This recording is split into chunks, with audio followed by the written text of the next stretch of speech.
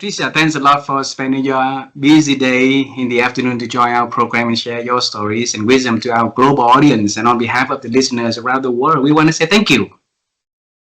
Thank you. Thank you for having me. It's a pleasure to be here with you one more time. We've already engaged in a prior situation, and I'm happy to be here once again.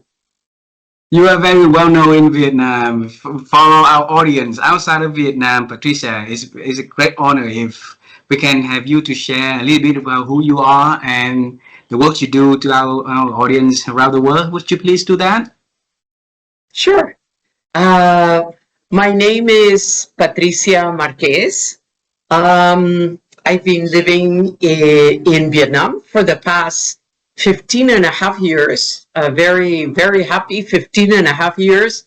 You can imagine that after all that time, many people say, I guess you're very happy there. And I say, yes, of course I am. I'm very happy here. At this time, I'm in my office. I'm the CEO of Phuc Tea, a wonderful Vietnamese company that fully dedicates the to tea, Vietnamese tea, and taking this amazing product to many cities around Vietnam and offering the opportunity to Vietnamese people to try tea in different ways. We have at this moment 250 stores, and looking forward to continue our growth. Wow. Patricia, you have an amazing journey, and you only introduced us to the Phuc Long Tea row at the moment. It's not fair for our global audience, and also not fair for our audience from Vietnam, for them to see the whole journey leading to what you've been doing now. All right, so let's travel time. How does that sound to you? Okay. So, all right. Yeah, so I'll lead the way, and then we're gonna travel time together. Okay. Sure. I grew up in Da Nang City, in the rural area of Da Nang City, 40 something years ago. And back then, someday we have electricity, and someday we didn't have electricity. So, my first dream about the world and the work that I would do would be like become an astronaut and go into the moon and see how bright it is in the moon, right? But life did not give me any opportunity to do that, Patricia. So for you, when you were little, what was your first dream about the journey, the works, whatever that you are going to do for the world?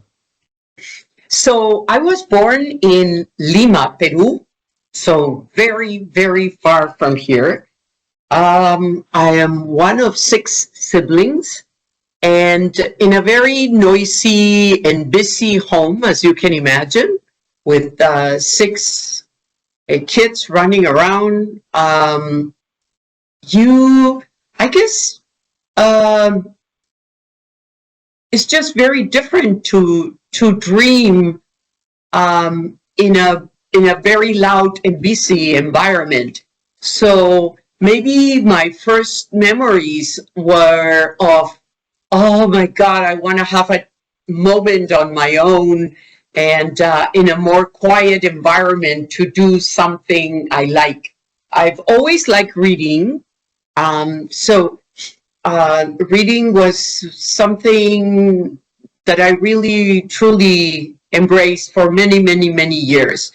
At some point, still very young, I really wanted to be a lawyer. I was influenced by many TV series and watching what lawyers can do for innocent people. So I really wanted to become a lawyer. Wow. So since at what age? I was probably 10, 11. Yeah, and I could see myself just defending my my clients. Patricia, at 10 years old, right? You have so many different things that you could become. So wanting to become a lawyer to defend for other people, we want to bring you back at that moment, okay, at that moment that you started having that dream. Was there anyone at home or in your circle that becoming influencers for you to say one day you are going to be a lawyer besides those on TVs? No, in all fairness, I didn't have any relatives or any known family members or friends of my parents that were lawyers.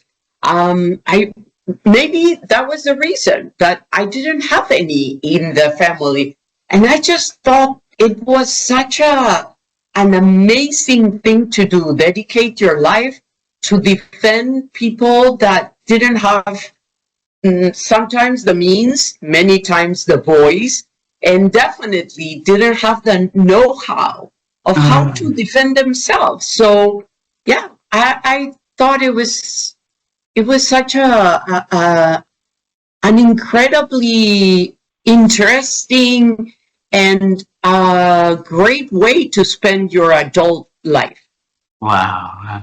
A lot of kids have beautiful dreams, right? Wanting to become like somebody that defends the world or, like exploring the oceans and things like that. And those little dreams, by the time they're growing up, they got, like reality to kick in and the people around them were saying, hey, be real and stuff like that. So when you grow up with that dream to become a lawyer, was there anybody in the community or in the family supporting or any advices they gave to you back then? Yes, the advice was very, very contrary to my dream. I Oh. was always advised not to pursue becoming a lawyer for the simple reason that my country, like many, many years back, of course, um, was one where the positions were transferred from parent to son or daughter and through generations, right? So lawyers will have children that will become lawyers, and then they will take their roles and they will continue with the clientele. So it was more of a inheritance than it was opening your own a path in life in becoming this lawyer from nowhere. So I was always recommended not to. So, what with that recommendation, what did you do after that? Well, of course, very frustrated, very, very frustrated at the very beginning. I remember my high school years. I had not changed my mind. I told you I really loved reading, and I was always inclined to read things about that were related to some specific subjects.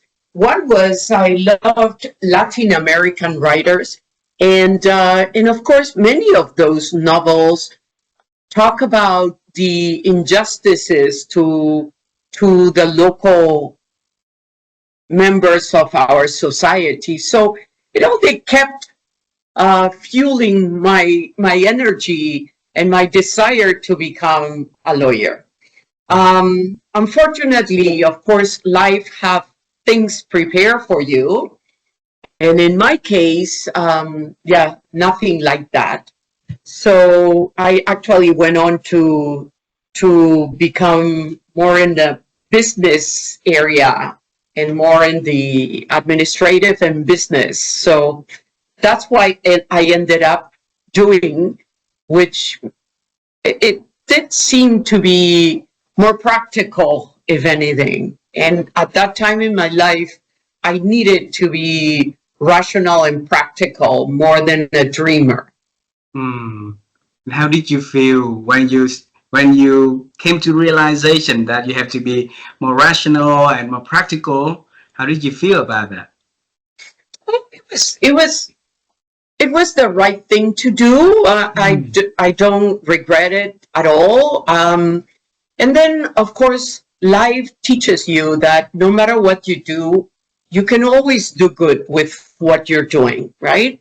So I just continue, and that's, I guess, that's a little bit of my motto. That no matter what you do, you can serve tea and still um, be a great influence for your people, your team, and definitely your consumers. So, Wow. Because from the lawyer dream to become a lawyer to the works that you are doing now, it's like really different. Like different. It's really far from like Peru to Vietnam. All right, yes, so we want to connect in the dots now because there's enough time and data for us to start to connect the dots to see what makes Patricia becoming a leader in the industry now, right? So tell us, because when I watched your interviews and you say that you're starting your F&B career in California as a barista for Starbucks long ago, right? So for when did you immigrate to America? oh, many years ago. Many years ago.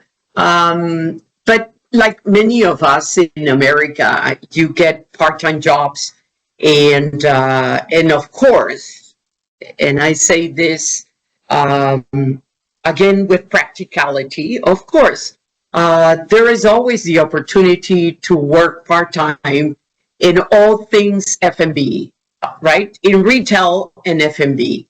And I really like uh, dealing with people. I love customer service. I love to give great service and to see the satisfaction of your clients, your customers, when they are satisfied, right? That little smile of having received good service.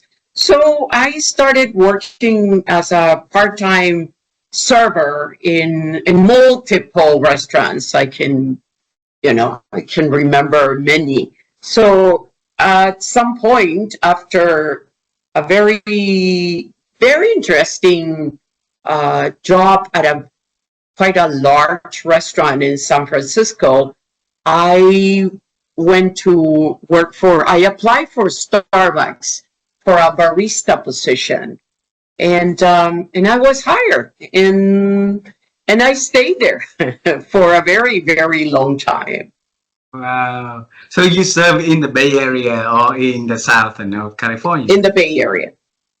Probably we met years ago. My first time came to the US is in San Francisco in 2000 and 2000, end of 2000. Stayed there for 2 years before I moved to Seattle. Probably I saw you. So not Maybe I many. serve you a latte. Probably. So why travel international?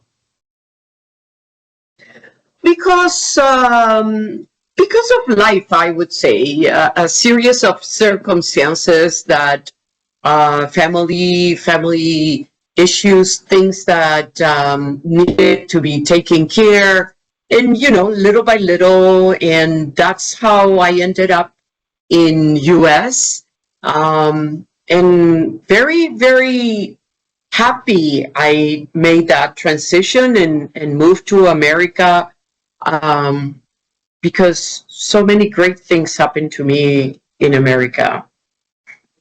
Wow. My question was about not only America. America and South America is just like, different, one store to the next store to Vietnam. Six Oh, no, years no, ago. no, no, no. Let me tell you, it's very different. Hmm. Very different Latin America than Central America and North America. But but I understand your question. I guess I did international because um, during my early adult years, I was a flight attendant.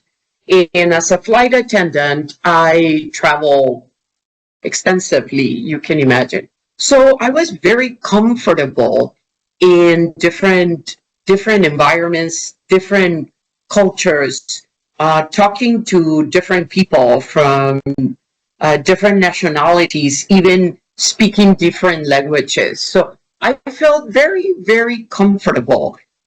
So it just seemed natural for me to continue the international path.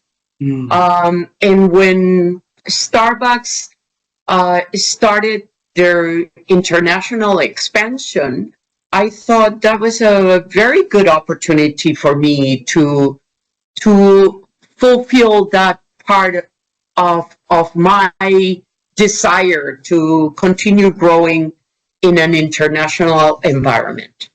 Wow. Patricia, as a flight attendant, you're traveling around the world because of the job requirement, right? But at that company, you apply to be becoming the leader for the region, for that territory or region that you've been assigned to. And I bet that back then there was so many other people also wanted to, apply for that position themselves, right? Because they might have the international exposure. Also, might have the culture understanding differently. Also, they might have the competency. Also, so why, what made Patricia succeed in getting the role? Good question. Well, first of all,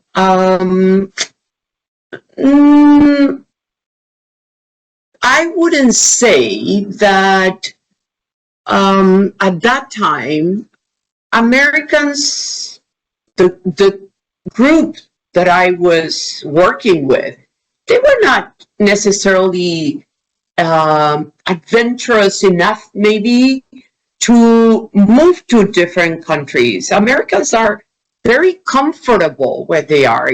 Us, people from Asia, people from Latin America, like people Africa, some countries in Africa, we are very, it's counterintuitive for us to leave our countries and look for better lives in other countries.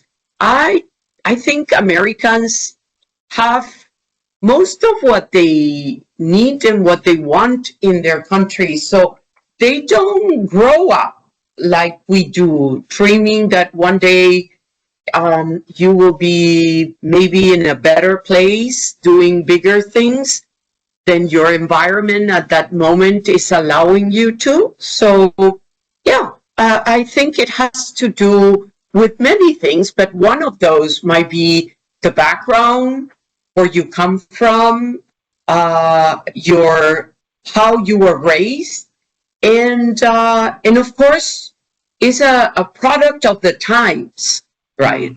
Uh, 20, 30 years ago were difficult times for many places around the world. So it was just natural for all of us to think, I'm going to give it a try and go somewhere else. Yes, it wasn't easy. You had to leave behind your siblings, your friends, etc. But there was always that drive that you could do maybe better and bigger in other countries. So when you as a flight attendant, you're traveling a lot, right? Was that was it a time you traveled to Asia or just in other continents or Asia?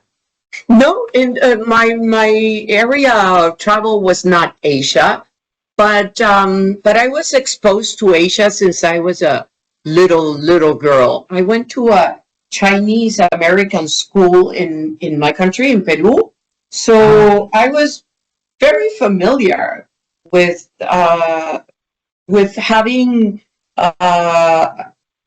foreigners around me. Very. and in this case, Asians. Okay, So that's interesting. Why did your family send you to Chinese American school at young age? That's very wise decision back then. That's very wise and strange also, yeah, right?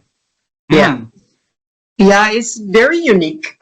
So two things made made that very probably life changing decision, right? Hmm. My parents were too late in signing up my brother, my older brother, into kindergarten. In this American school, they wanted him to study English. But when they went to sign him up, kindergarten was full. And in that school, they recommended my parents to go and try for the second school with, and they told my parents that it was not only full English, but also Chinese. And my mother had a say, and she thought that China was such a big country with so many people that it was dumb to ignore that they would only become bigger. So yeah, English and Chinese, what a perfect combination. And Wow. that's the reason we ended up in that school. Wow. What did she do? Your wife. Sorry, your mom. What did she do? My mother used to work for the legal department of the aviation force in Peru, of the Air Ah, Force in Peru. Air Force. Oh, Yes, Oh, Air Force. wow. So like the where all the flies coming in and getting out, the administration for that business. No, the Air Force, the the dependency of the military, the Air Force. Like Mm-hmm. the U.S. Air Force. Yeah. Yes. Okay, okay. Because the reason I asked it because that's a very wise thinking that she had, and I've been having a different project to interview 50 amazing people for the project of wisdom, so to collect wisdom from different people around the world. So since we are in here and we have that thought in our discussion, I would love to pick additional piece of wisdom from anyone in your life, Patricia, that create the impacts, and you still remember that until today. So if you can recall the first piece of wisdom that people give to you, that really, really, lasting with time, to Patricia, what was that? Um, yeah, without much thinking, I can tell you that I had an aunt, my mother's sister, who was a huge influence in, I would say, not only on my life, but all my siblings' life. And she was a very, very special lady with incredible ethics and a philosophy of life that was very progressive Hmm. and influenced me in ways that probably nobody else did. Wow. So if one piece of advice that she gave you and you still remember up until today, what would that, you could share with us about your aunt? There's always time and opportunity to be kind to others. Wow. Wow. And that really the way that you're leading other people ever since, right? Yeah, she's absolutely right. Mhm. Absolutely correct. Wow. Wow. So I want to bring you to Vietnam 16 years ago, 15.5 years ago, right? A small country lies in Southeast Asia for Patricia to travel here with a business plan of building the first franchise and, the first coffee shop and the ambition to grow the business in here. So I want to bring you to that moment that you landed at Tan Son Nhat Airport or Hanoi. Tan Son Nhat Airport. Tan Son Nhat Airport. So what did she bring with her? So my arrival in Vietnam was much more simpler than what you described. I actually came to Vietnam because an ex-colleague of mine, friend of mine, but he was an ex-colleague, had called me to ask for recommendation to figure it out who could come and help him. So he called me to see if I knew anybody that I could recommend to come to Vietnam and help him. He had just been recruited as the head of a Vietnamese company, and he needed somebody to help him with the operation. And I said, well, I can do it. And yeah, and then there were a lot of little details, but that was it. I came to Vietnam to really help him. So he was hired as a CEO for that Vietnamese company. Of a Vietnamese company, yes. Okay, and he could have called anyone else, in his acquaintance list, right? But he did call you to ask for advices. So, did you ask him why did he call you? So we were good friends. We were really good friends. I had just seen him not long before that call in New York. I was working for a big retail company in New York, and he had an apartment in New York. And so we met, and he shared with me that he was going to move to Bangkok, where his wife is from.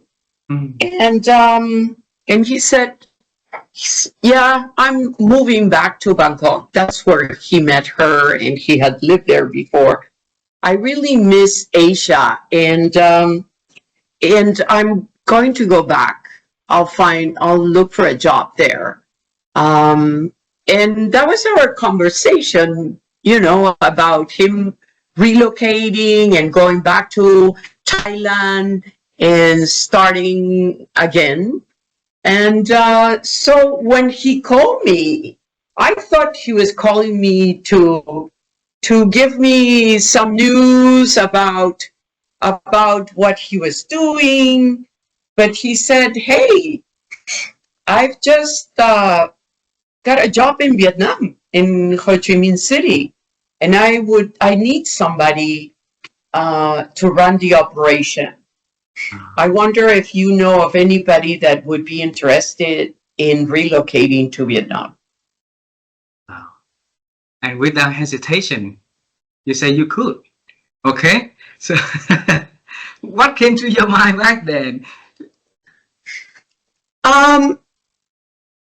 So it was 2010, beginning of 2010, when he called me. And the 2008 world financial crisis was really still being felt around the world, right? It had truly impacted so many industries. And the industry where I was one of those, very, very much suffering the consequences of the crisis. So I said, hey, I'm not really busy. This is, boring, waiting to see things happening again. So yeah, I can go. he even said, "No, Patricia, I don't think so." And I said, "Yeah, why not?" And I came. Wow. So 15 and a half years in here. What did this country and the people here, what lesson did you learn from, the environment and the people here? Oh my God. In 15 and a half years, I have learned so much, so much.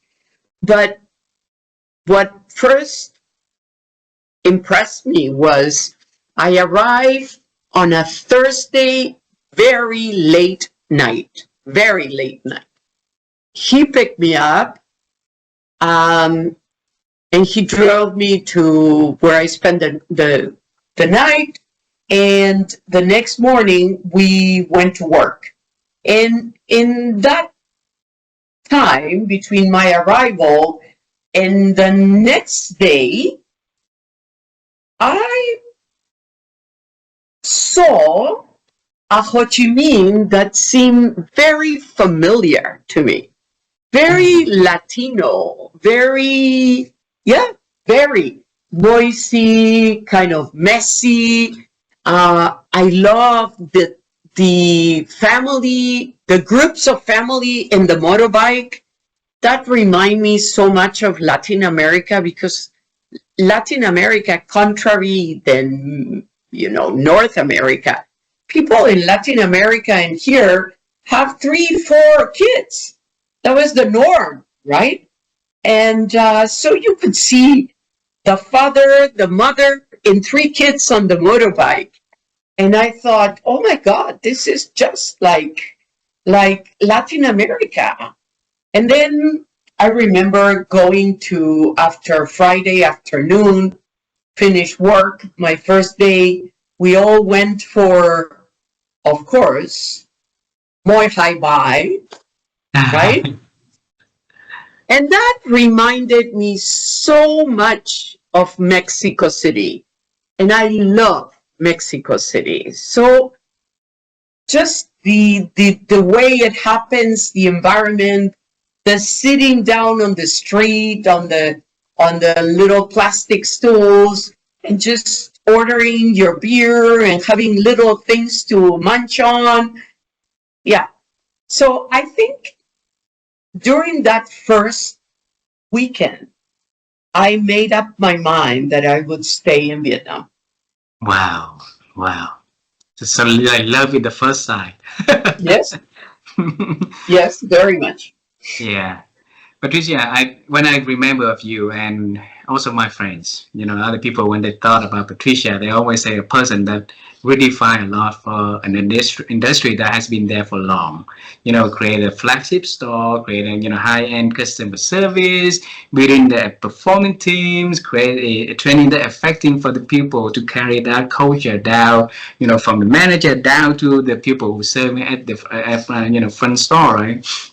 So you teach us, what did you learn that mentality, to recreate and reinvent the service that's been, in the industry that's been old like this? I had a great school. I worked so many years for Starbucks, right? So I believe I had a fantastic school, where not only customer service was uh, absolutely first thing that comes to mind when a customer walks in, is you want to make sure that this customer is satisfied, not only because of what he's going to drink, but because of the interaction. So that connection was, I learned it working at Starbucks. And the second was how I was treated as a barista, the way I was raised within the organization. It truly was an amazing experience. So how can I do it in any different way? When I was treated and trained that way, and I cannot imagine any better way to treat my team than the way I was treated. Wow. Wow. So if we have a culture that promote people, that promote the support and let the people be the center of that, it will help organizations to really try, right? And I don't see it a lot. Like the companies are doing that, but they also not a lot of companies need to faster their speed up their games also to keep up with that, right? So, Patricia, is there any if you can share some insights that can help leaders to be confident to invest more on the pupil because in the long run they will be able to reap the benefit instead of just focus on something that can instantly get the number. Yeah, it's true that companies, of course, set up businesses to make big business successful. And the success of a business is measured by how well they do in sales and in managing labor properly and being cautious with cost of goods. And so I agree, there are other very important um, lines, if you wish, in your P&L that your boss or the investors would look at it, would look at these lines, right? But at the end of the day, who makes the business possible? Who makes the customer come back again and again? Who makes a team be strong and cohesive are the team members. So if you treat them well, if you treat them with respect, if you respect their differences and embrace their differences while ensuring they are all treated with respect and dignity, all you get is a group of young people that want to come to work very happy and want to promote their product and ensure that each and every customer that comes through the door leaves happy and thinking about their next visit. So it's just common sense, I would say. Wow, that common sense.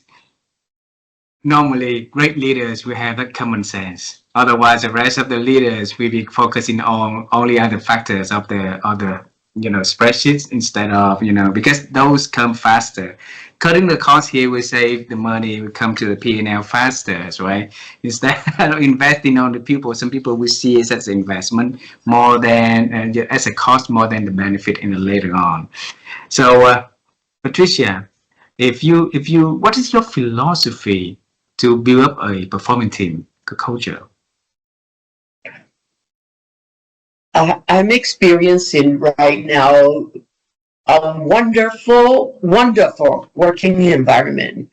When people ask me, how are you doing in Phuc, I say, if I have to write a new chapter in my book, I saying that I am extremely happy to be where I am at this moment because I have been allowed to do all of these things that you just mentioned, strengthen the culture, ensure that the people that work in this company with pride and with happiness, with that sense of community. And that community is not only their fellow baristas. It's also where they are and who is their customer. So my philosophy coming into this organization was observe, listen, listen, pay attention to their needs, and have thoughtful conversations with the mid management to ensure that we address their needs. And we address their needs with sincerity. I don't want to address their needs and say, if I invest this in you, what is my ROI? Because that's not the case. I want to build an organization that is sustainable, long lasting, one where the little brother says, oh, when I grow up, I want to work where he is working now, because he comes from work and he's always telling me these cool stories about his working environment. So I think of my team as a group of super smart Vietnamese who want to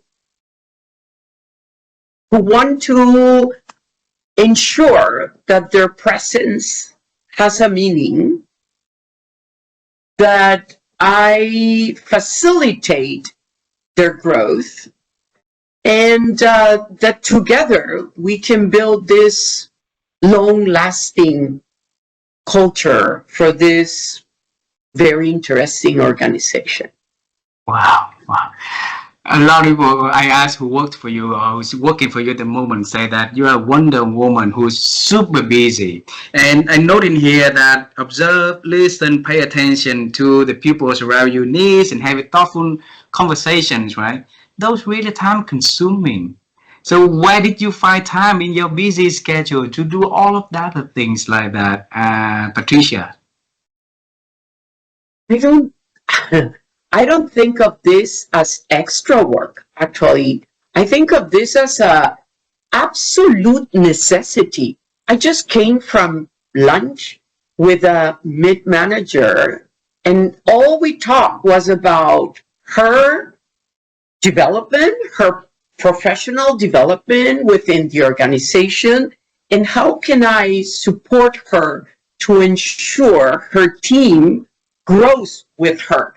Because, offering growth to a mid manager is easy, right? You usually have positions available, so it just makes sense to promote internally.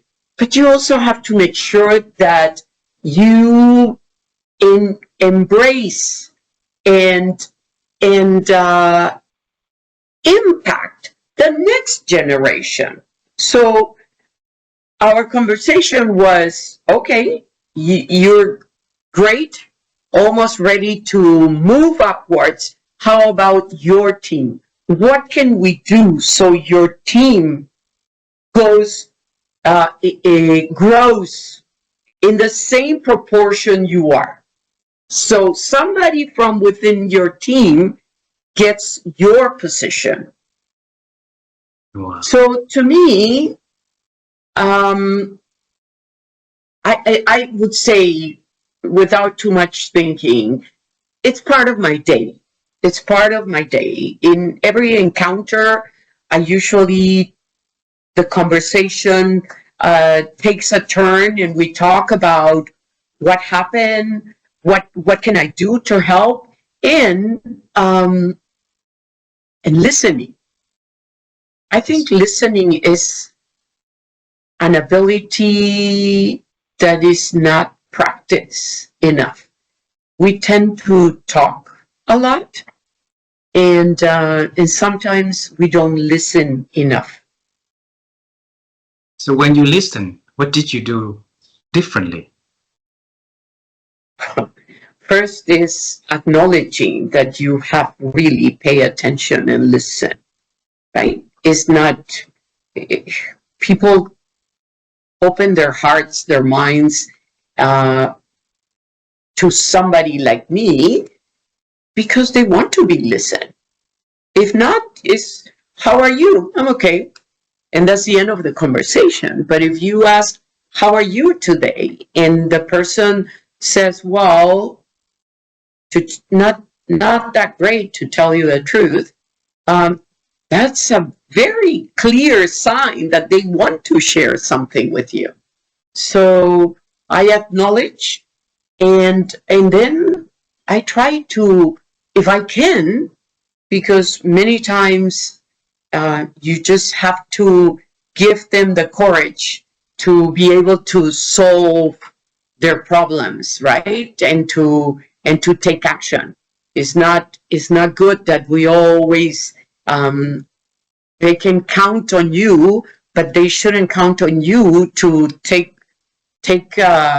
make decisions for them. So I encourage them to make decisions. I encourage them to move forward, and to, sometimes all they need is to have an honest, open conversation with the person they're having a problem with. And that's what I encourage them to do. So we becoming like a facilitator, encourage the people to make decisions themselves, right? Like a coach. Yes. Like Yes, of course. And Patricia, um, in the world today, there's a lot of, like big changes happening at the moment, political change, then technological change, and a lot of things that put a lot of people worried about whether or not they be relevant in the future, right? And maybe there's some words of advice for you, for the people, to what to do at the moment would be very helpful for them to continue their path of learning and growing. What would the advice be from Patricia? My advice is always to be curious. Don't lose your curiosity. Be curious, learn more, get the necessary tools to learn those new things. Don't ignore the changes. If you don't evolve, you tend to become obsolete. So I think it is our responsibility to stop ignoring that these changes are part of the future. So do you want to be part of the future or not? Wow. I feel last question for this conversation. Okay. You mentioned the word think, I think, or thinking a lot.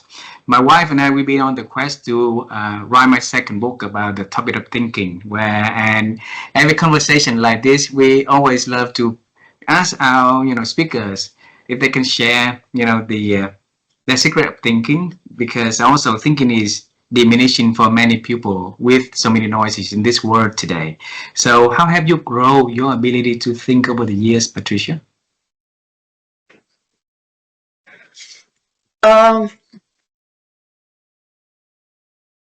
Making time for ourselves, I believe, is as important as listening to others.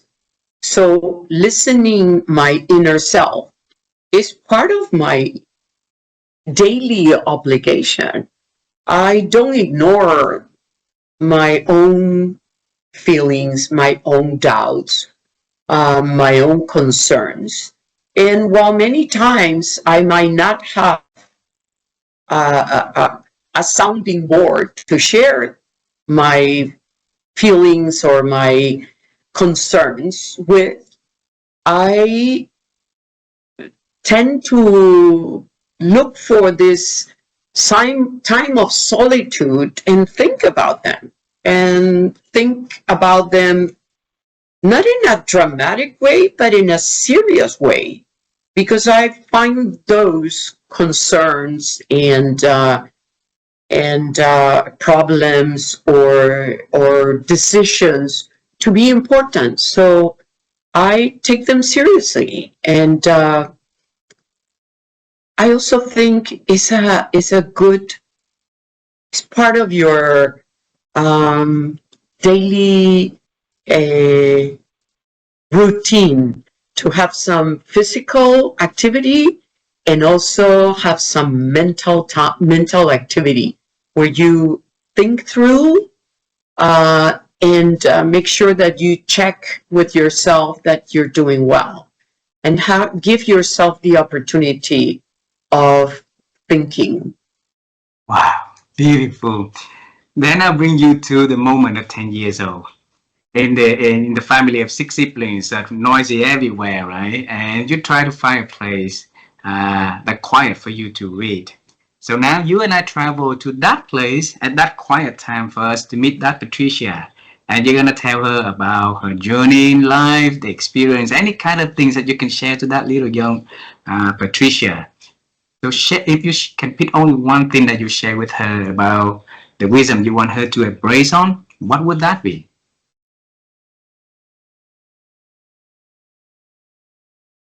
I'd say don't be afraid. Go for it. Don't be afraid. Go for it.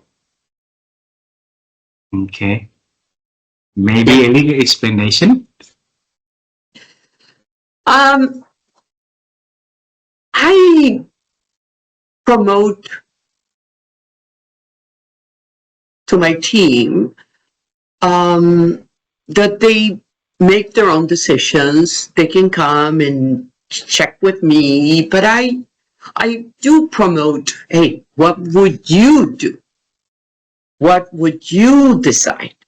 And I think that the worst happens when your doubts are so big that you don't make decisions, which to me is much worse than making a mistake. Making a mistake or failing is part of the journey, right?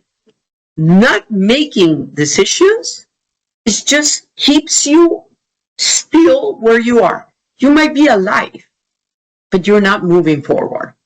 So don't be afraid. Go for it. Wow, beautiful. And I wish all leaders have that mentality to give their employees the space and time, the trust and the support for them to make that decisions also. Last one, okay? Because we still have 4 minutes to that. So the last question is, if 20 years from now, earlier in this conversation, you talk about, life has something that already pre-written for us, right? And instead of talking about 20 years from now, I wanna ask you about that piece of words that you just said. Things have been written, life has a way to show us and stuff like that. So when did that come into Patricia universe?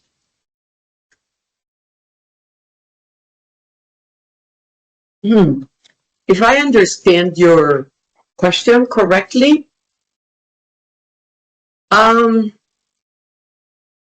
it does.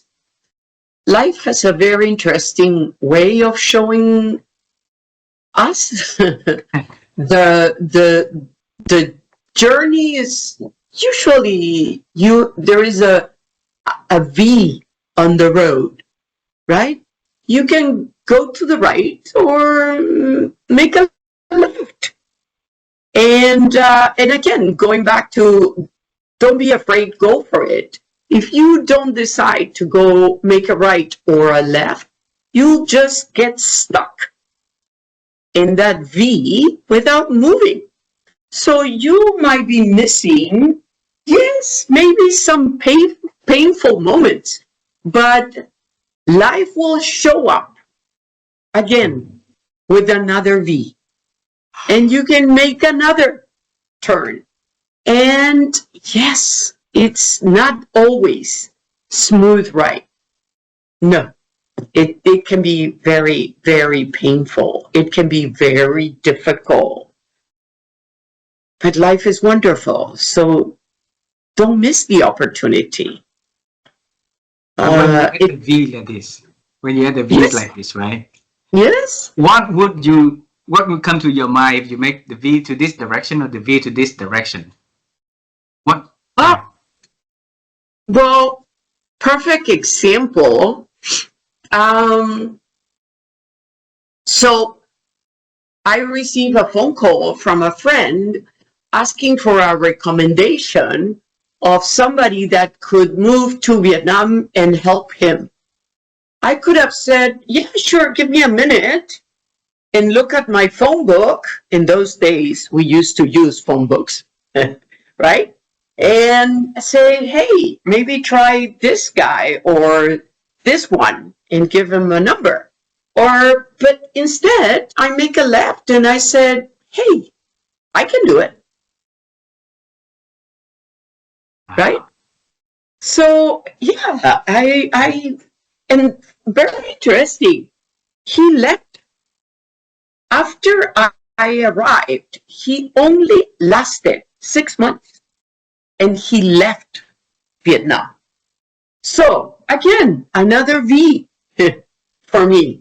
I could have very well said, okay, heading out with you, but I didn't. I made another turn and I said, no, not interested. I'm going to stay. And I did. Wow. So don't So, afraid. Make decisions, no, right? no, no, don't. As long as you're being driven by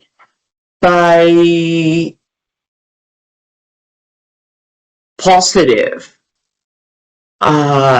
thinking, and your decisions are clear and good, you are doing this with the best of your intentions, things will be okay. Wow. Wonderful.